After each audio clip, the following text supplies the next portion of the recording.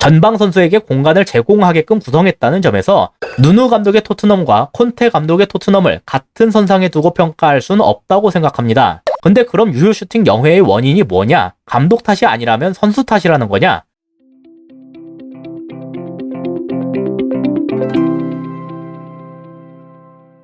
안녕하세요, 축구보는 기자입니다. 토트넘이 에버튼과의 경기에서 0대0 무승부를 했는데요. 여기에서 토트넘은 유효 슈팅을 한 차례도 기록하지 못했습니다. 네, 누누 감독 시절에도 이런 적이 있었죠. 그래서 우려스럽다는 목소리도 꽤 나오고 있는데요. 하지만 제 생각은 많이 다릅니다. 같은 유효 슈팅 영회라도 나타난 문제점이 많이 다르다고 보기 때문이에요. 누누 감독의 경우엔 앞으로 볼을 보낼 수 있는 구조 자체가 만들어지지 않는 경우가 많았는데요. 그래서 이때의 토트넘은 그냥 냅다 앞으로 롱패스를 보내는 모습을 많이 보이곤 했습니다. 이 장면처럼 상대가 딱 막고 있는 위치를 어떻게든 개인 능력으로 뚫으려는 모습도 자주 나왔어요. 이건 감독이 후방의 움직임을 통해 상대 선수들을 끌어내면서 볼을 앞으로 보낼 수 있는 공간을 만들어주질 못했기 때문입니다. 그래서 유효 슈팅뿐만이 아니라 공격 기회 자체가 적을 수밖에 없었어요. 에버튼전에서의 토트넘은 달랐는데요. 지금은 호이비에르가 볼을 잡고 있는 상황입니다. 에버튼은 4-4-1-1에 가까운 모습으로 수비하고 있네요. 아까 웨스트햄의 4-4-2와는 약간의 차이가 있지만 처한 문제는 비슷했어요. 호이비는 여기에서 로메로에게 볼을 넘겼는데 여기에서부터 차이가 드러나기 시작했습니다. 이게 그 직후 상황이에요. 로메로는 측면으로 상당히 넓히면서 볼을 받았는데요. 그리고 나서 꽤 높은 위치까지 직접 전진을 시도했습니다. 그러니까 어떻죠? 좌측 중미인 알랑이 이렇게 튀어나와서 로메로에게 붙으러 오게 됐어요. 윙어인 그레이는 순간적으로 모우라가 측면 지역으로 내려오곤 했기 때문에 로메로에게 함부로 붙으러 가기 힘들었습니다. 그래도 에버튼 입장에선 나름대로 잘 대처를 한 건데요. 본래라면 알랑이 튀어나오면서 모우라 쪽 공간이 비어야 하는데 타운젠드와 델프가 이렇게 움직이면서 자리를 잘 채워줬거든요. 로메로 입장에선 자기 앞에서 2명이나 앞을 막는 셈이기 때문에 여기에서 다시 호이비에게 볼을 넘겨줬습니다. 그리고 이게 에버튼에게 다시 한번 문제를 안겨주게 만들었는데요. 지금 보시면 호이비에게 공간이 꽤 넓게 발생됐죠? 로메로에게 붙었던 알랑이 아직 복귀하지 못했기 때문이에요. 선수가 볼보다 빠를 수는 없다는 것을 잘 보여준 장면이었습니다. 아까 델프가 알랑의 자리를 채워줬다고 말씀드렸었는데요. 이 자리의 전술적 마크맨은 우측 공미라고 할 수 있는 모우라입니다. 그러니까 델프가 채워줬던 것은 정확히 말하자면 모우라에 대한 커버였어요. 순간적으로 열리는 호이비의 앞 공간까지 함께 막아줄 수는 없었죠. 동시에 호이비만큼 넓은 공간을 지닌 선수가 하나 더 보이는데요.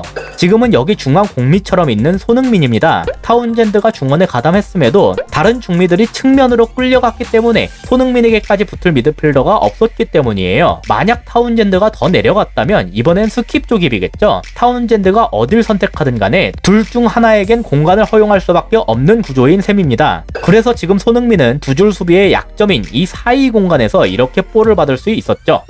중미들의 도움을 받을 수 없었던 에버튼은 이렇게 센터백이 튀어나올 수밖에 없었어요. 사실 토트넘에겐 너무 좋은 그림이었는데요. 센터백이 손흥민에게 끌려 나오면서 다른 최전방 자원들에게 공간들이 아주 많이 열렸기 때문입니다. 이렇게 라인을 하나 그려볼게요. 이 라인보다 앞으로 따지면 토트넘이 4대3으로 공격 숫자가 수비 숫자보다 많은 셈이 됩니다. 왜 3대2가 아니라 4대3이라고 했냐면 화면에 잡히지 않은 에메르송과 디뉴가 여기에 있었기 때문이에요. 중앙 센터백이 빠진 것이기 때문에 케인 앞으로 바로 보내줄 수도 있었습니다. 아니면 2대1로 디뉴를 몰아붙이고 있는 우측으로 보내줘도 괜찮았겠죠. 조금 멀긴 하지만 레길론에게 보내줘도 나쁘진 않았을 거예요. 이 장면에선 결론적으로 고드프리가 손흥민에게 빠르게 달라붙으면서 이 이상의 전개를 이뤄내진 못했습니다. 하지만 만약 뚫렸다면 실점에 가까운 위기를 맞이했을 거예요. 센터백도 그걸 아니까 이렇게 튀어나갈 때는 필사적이 되곤 합니다. 이날 에버튼이 상당히 거칠게 나왔는데 이런 이유도 있었을 거예요.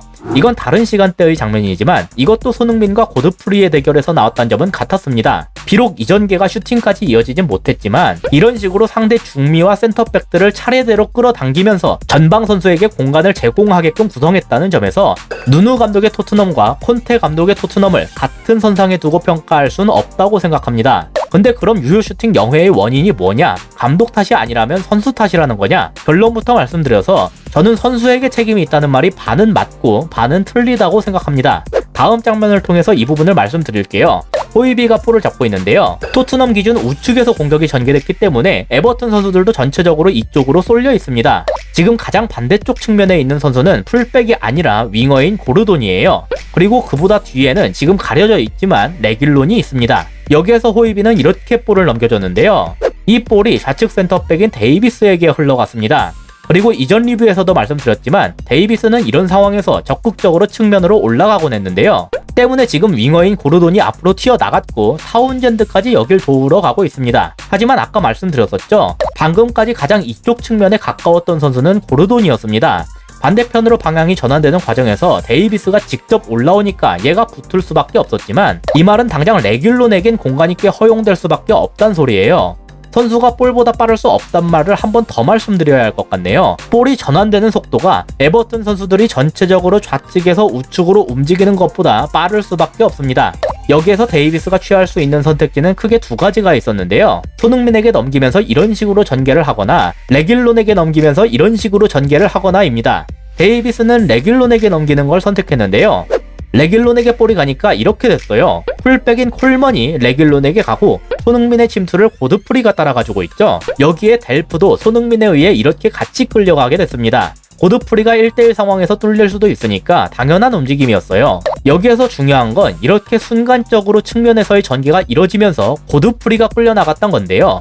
그러니까 고드프리와 킨, 즉 센터백 사이의 공간이 꽤 넓게 형성이 됐죠. 여기 지금 반쯤 잘리긴 했지만 케인이 반대편에서 크로스를 받을 준비를 했기 때문에 킨 입장에서도 이 공간을 막 좁힐 수가 없었습니다. 진짜 크로스가 날아오기라도 한다면 풀백 혼자서 케인과 에메르송 사이에서 2대1로 공중볼 경합을 해야 했으니까요. 문제는 필연적으로 발생될 수밖에 없는 이 공간을 모우라가 활용해주질 못했다는 겁니다. 방금 장면에서 선수들의 위치에서 알 수 있듯이 모우라가 이 사이 공간으로 침투하는 건 그리 어렵지 않은 일이었어요. 케인이 우측으로 빠져있는 이상 모우라가 유기적으로 중앙으로 움직일 필요가 있었습니다. 하지만 모우라는 중앙에서 머무는 걸 선택했죠. 그래서 어쩔 수 없이 데이비스가 이 공간으로 침투하려고 이렇게 달려갔습니다. 하지만 거리가 너무 멀었어요.